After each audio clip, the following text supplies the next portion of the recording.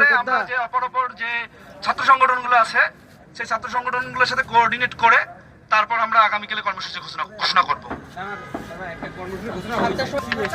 সংগ্রামী বন্ধুগণ, আমরা দেখেছি কুমিল্লায় একটি নারী তার নিজ ঘরেই ধর্ষণের শিকার হয়েছে। এইখানে জগন্নাথ হল একটা তাৎক্ষণিক প্রতিবাদ মিছিল আয়োজন করেছে এবং এই ধর্ষণের ঘটনার উপর কেন্দ্র করে আগামীকাল বিশ্ববিদ্যালয়ের অনেক ছাত্র সংগঠন একাত্মতা পোষণ করে আগামীকাল প্রতিবাদ মিছিল ঘোষণা করেছে।